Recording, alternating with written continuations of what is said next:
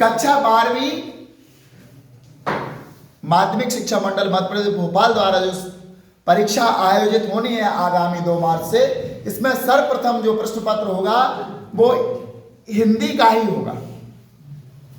इसमें सभी संकाय के विद्यार्थी एक साथ बैठेंगे प्रथम दिवस में। इसमें हमारे पाठ्यक्रम में जो अलंकारों का समावेश किया गया है वो अलंकार कुछ इस प्रकार हैं। अलंकारों का परिचय एवं प्रकार अपन को बताना पड़ता है। इसमें संदेह अलंकार, सांगरूपक अलंकार, ये रूपक अलंकार का दूसरा रूप है, भ्रांतिमान, विरोधाभास एवं व्यतिरेक। कुल मिलाकर ये 5 अलंकार पूछे जाएंगे आपसे। 5 में से किसी भी अलंकार से कोई भी प्रश्न आपके सामने खड़ा हो सकता है। तो यहां हमने क्रमवार जो उसका क्रम है उसी क्रम में संदेह अलंकार सर्वप्रथम आता है। संदेह अलंकार, संदेह अलंकार में क्या होता है, इसमें हमारे मन में अंत तक संशय बना रहता है। मन किसी निश्चय या निष्कर्ष तक नहीं पहुंच पाता है। हमेशा मन में यही रहता है किसी वस्तु व्यक्ति के प्रति कि ये वो है या दूसरी। मन निश्चय नहीं कर पाता है, मन में हमेशा संदेह बना रहता है। जब हम किसी निष्कर्ष पर या निश्चय तक नहीं पहुंच पाते, जहां किसी वस्तु को देखकर मन में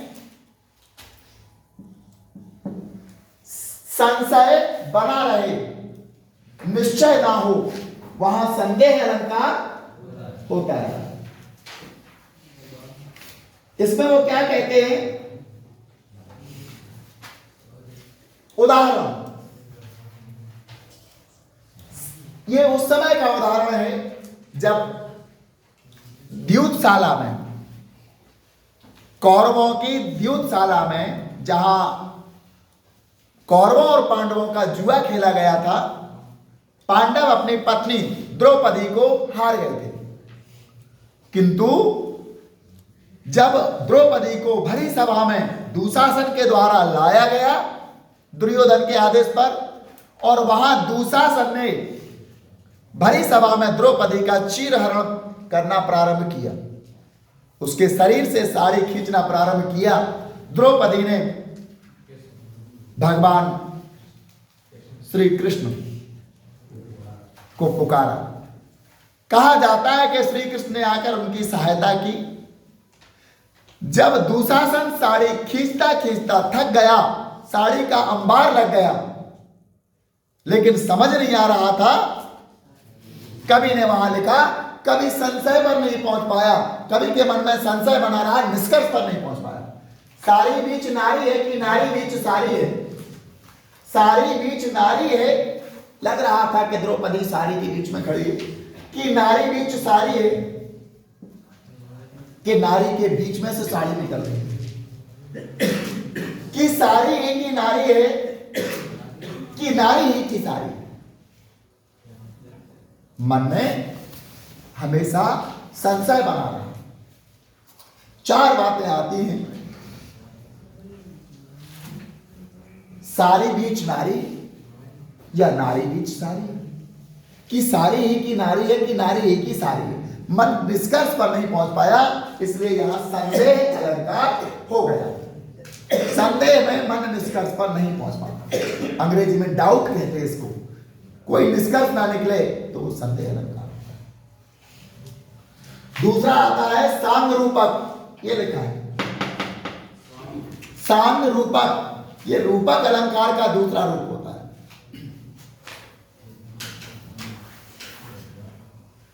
जहां उपमेय में उपमान के अंगों का भी आरोप हो। आपने उपमा अलंकार पढ़ा होगा, इसमें 2 बातें आती हैं, उपमेय और उपमान।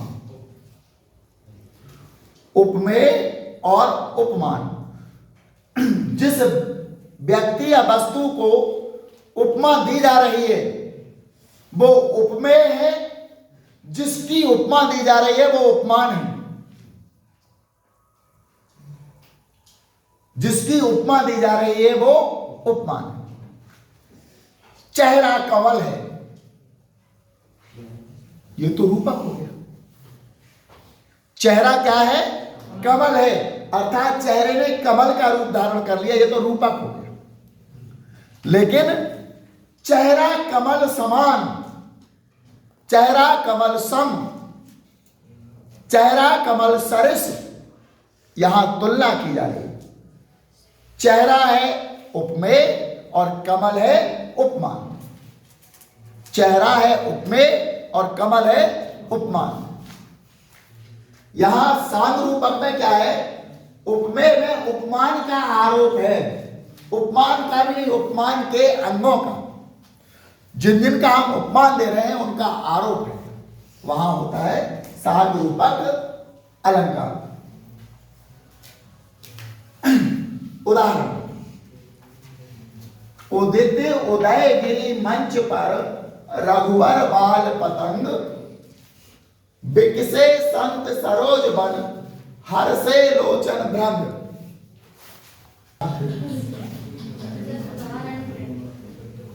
उदित उदयगिरि मंच पर रघुवर बाल पतंग, बिकसे संत सरोज बन, हर्षे लोचन भ्रम। ये उस समय का वर्णन है जब श्री राम जनकपुर में सभा थी, जो धनुष यज्ञ वाली राजा जनक जी के यहाँ सीता स्वयंवर की। उस सभा में बहुत सारे योद्धा आए थे, सब लोग अपने सज धज कर आए अपने बाहुबल को प्रदर्शित करने के लिए, लेकिन किसी ने उस धनुष को जरा भी हिला नहीं पाए। फिर होता क्या है, श्री राम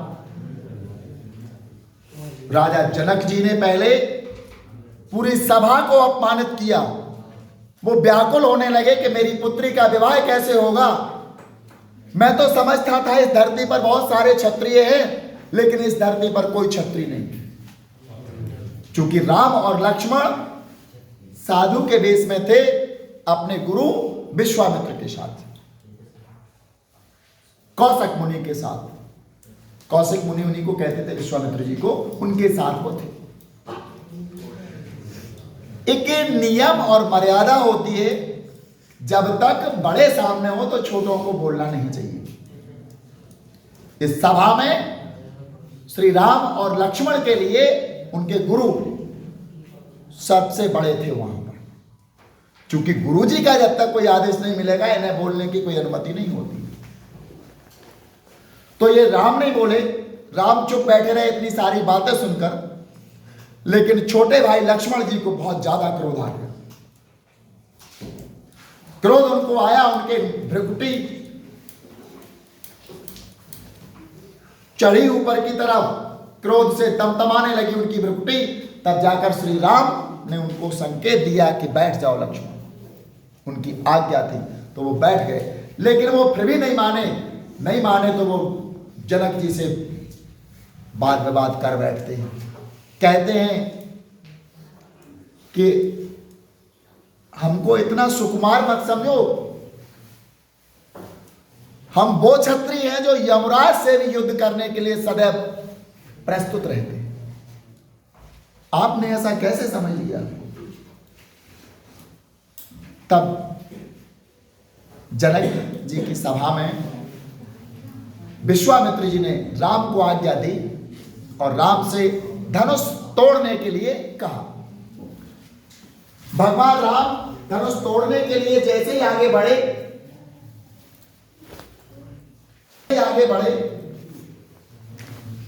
तो उस समय का वर्णन है। धनुष एक मंच पर रखा हुआ था, ऊपर मंच थी, उस पर धनुष रखा हुआ था। तो उदित उदयगिरि मंच पर, उदयाचल पर्वत मुख्यतः अरुणाचल प्रदेश में पाया जाता है। इस पर्वत के पीछे से ही सूरज हमारे देश में पहली किरणें बिखेरता है। तो जब पहली किरणें सूरज की उस पर्वत के बाद यहां पड़ती हैं अरुणाचल प्रदेश में, तो वहां पर सूरज का रंग पीला होता है, प्रकाश भी पीला होता है, बिल्कुल सोने की तरह। तो जैसे ही मंच की तरफ राम बढ़े तो ऐसे लगने लगा जैसे उदयागिर पर्वत पर सूरज उदय हो रहे। यहां पर उदित उदय हुए, उदयगिरी मंच पर राम और उदयगिरी पर सूरज। रघुवर बाल पतंग, यहां मंच पर तो हुए रघुवर, और बाल पतंग का मतलब शैशव अवस्था में सूरज। सुबह से सूरज कोमल अवस्था में रहता है, बाल्य अवस्था होती है सूरज की, ऊपर जब आ जाते तो जवानी आ जाती है, और जब सूरज ढलने लगता है तो बुढ़ापा आ जाता है। तो यहां बाल पतंग कहा गया है सूरज को, जिससे कि ये बात सिद्ध हो सके कि सूरज कोमल। तो वो कोमल सूरज उदयगिरी मंच पर उदय हो रहे, यहां तुलना की जा रही है। आरोप है यहां पर, यहां आरोप दिया जा रहा उपमान के अंगों का। रघुवर बाल पतंग, उधर रघुवर मंच पर आते हैं तो बिल्कुल सेम लगते हैं उन्हीं की तरह। जैसे ही ऐसे हुआ तो सूरज के उदय होने से क्या होता है, कमल खिल जाते हैं। सूरज के उदय होने से कमल खिल जाते हैं। यहां भी कमल खिल रहे, दो सूरज उग रहे, एक राम के रूप में और दूसरे सूरज के रूप में। एक उदयाचल पर्वत पर तो दूसरे मंच पर, धनुष वाली मंच पर। तो क्या होने लगा, जब सूरज उगते हैं तो कमल खिलते हैं, विकसित होने लगते हैं। तो विकसे संत सरोज बन, क्या हुआ, संतों के, सरोज मीन्स कमल, कमलों के बन विकसित,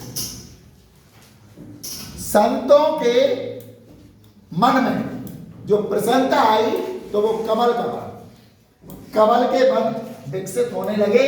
हर्षे लोचन भ्रम, और संतों के लोचन नेत्र हर्षित होने लगते हैं।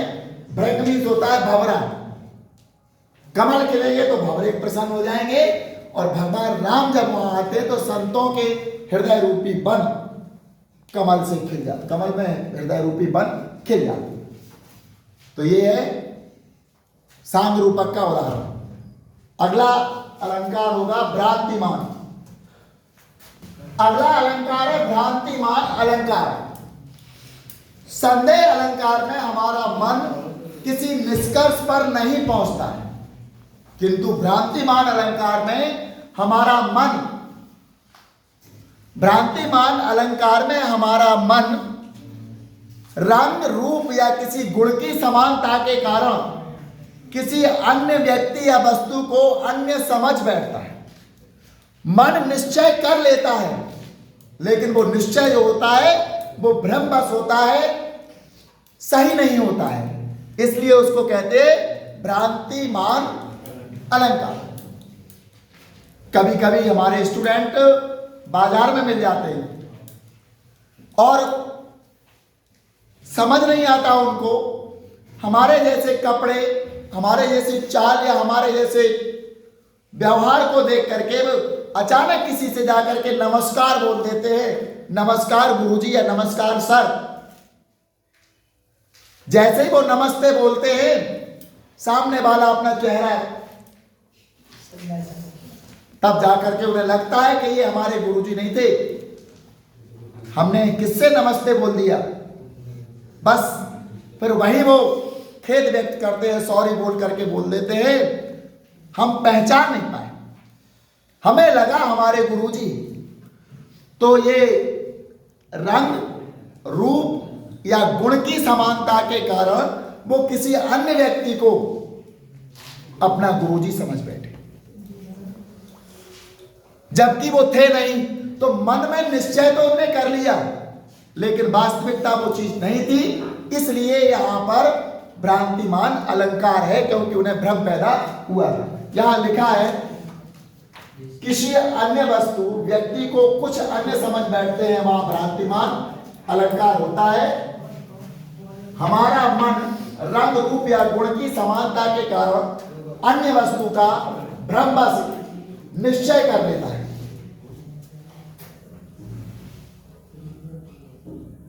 वहां भ्रांतिमान अलंकार होता है। उदाहरण है, एक सुकोमल स्त्री थी, एक नायन जो कि महावर लगाने का काम करती है, पांव महावर देन को नायन बैठी आए। यहां सुकोमल का वर्णन इसलिए किया गया है क्योंकि उसके पैर इतने कोमल हैं, बिहारी जी की नायिका की तरह, कि उसको हाथ लगाने से लाल हो गए उसके पैर। तो नायिका ने, नायन ने जैसे उस पर हाथ लगाया तो वो लाल हो जाते हैं। तो पांव महावर देन को नायन बैठी आए, पुनि पुनि जान महावरी, बार बार वो समझ रहे कि महावर लगा हुआ। एड़ी मीड़त जाए, जैसे जैसे वो एड़ी को मिड़ती है उसे लगता है कि महावर लगा हुआ है, तो उसको भ्रम हो जाता है। क्योंकि वो लालिमा उसकी अंदर की थी, उसके रक्त की थी, उसके कोमल शरीर की, मिड़ने के कारण वो लाल हो गया था पैर, इसलिए नायन को भ्रम हो जाता है कि महावर से लगा हुआ है। यहां हो गया भ्रांतिमान अलंकार। अगला अलंकार है विरोधाभास। विद्यार्थियों, भ्रांतिमान अलंकार के बाद दो अलंकार शेष बचे हैं, विरोधाभास और व्यतिरेक। अब हम यहां विरोधाभास अलंकार का परिचय समझेंगे। जब दो विरोधी पदार्थों का संयोग, जब दो विरोधी पदार्थों का संयोग एक साथ दिखाया जाता है, जैसे आग और पानी, सफेद और काला,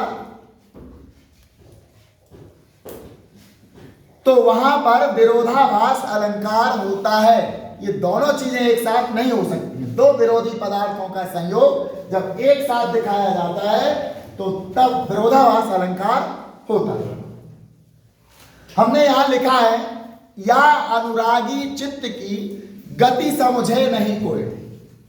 अनुरागी चित्त, अनुरागी मतलब प्रेमी, ये हमारा मन है, ये प्रेम करने वाला है, इसकी गति कोई नहीं समझ सकता है। ज्यों ज्यों बूढ़े श्याम रंग, जैसे जैसे, ये कैसे रंग में बूढ़े माने डूबना, ज्यों ज्यों बूढ़े श्याम रंग, श्याम मीन्स होता है काला, जैसे जैसे ये काले रंग में डूबता है, तो काले रंग में कोई चीज डुबाओगे तो उसका रंग कैसा होगा? काला। लेकिन यहां उसकी विरोधी चीज बात की जा रही है, त्यों त्यों उज्ज्वल होए। तो यहां दो विरोधी वस्तुओं को बताया जा रहा है, काले में डुबाओगे तो उज्ज्वल कैसे होगा, इसलिए यहां विरोधाभास अलंकार है। आशय इसका ये कि जैसे जैसे हमारा मन, प्रेमी जो मन है, जैसे जैसे श्री कृष्ण के प्रेम में डूबता जाएगा, वैसे वैसे हमारा मन उज्जवल हो जाता जाएगा, हमारी आत्मा से विभिन्न प्रकार के पाप नष्ट होते जाएंगे और हमारा मन उज्जवल हो जाएगा। तो यहां विरोधाभास अलंकार है। अगला व्यतिरेक अलंकार। ये जो व्यतिरेक अलंकार है, इसकी अलग ही बात है। ये कहते हैं जहां उपमेय को उपमान से भी श्रेष्ठ बता दिया जाए, जहां उपमेय को उपमान से भी श्रेष्ठ बताया जाए और उसका कारण भी बताया जाए श्रेष्ठता का, कि इस कारण से ये श्रेष्ठ है, वहां व्यतिरेक अलंकार होता है। हम जब किसी को मोबाइल बंद हुआ तो ऑटोमेटिक